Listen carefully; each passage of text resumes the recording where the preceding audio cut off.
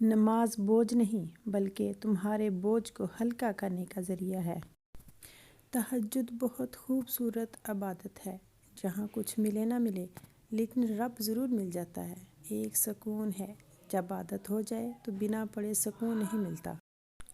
قرآن پاک پتھر دلوں کو موم کرتا ہے، ٹوٹے دلوں کو جوڑتا ہے اور بیمار دل کی شفا ہے۔ سورہ نوح ہمیں یہ بتاتی ہے کہ اللہ کی محبت کے بغیر تم زندہ نہیں رہ سکتے۔ اللہ کا حکم سنو، اللہ سے ہدایت مانگو، اگر تم اللہ کی نافرمانی کرو گے تو اس کا عذاب سخت ہوگا۔ ہر چیز اپنے وقت پر ہی اچھی لگتی ہے۔ نیکی کمانے کا وقت جوانی ہے۔ افسوسناک بات ہے کہ ہم نیکی اس وقت کرتے ہیں جب برائی کے قابل نہیں رہتے۔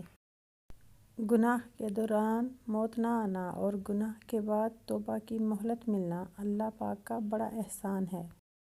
اللہ آزماتا ہے اپنے پسندیدہ بندے کو اس چیز سے جو اسے بہت پیاری ہوتی ہے تاکہ اس چیز کی طلب انسان کو اپنے رب سے ملوا دے اور وہ اسی سے امید رکھے۔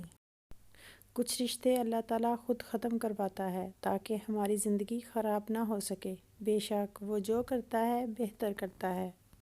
آزمائش بھی اللہ کی طرف سے تمہارے لیے یقین کا امتحان ہوتا ہے۔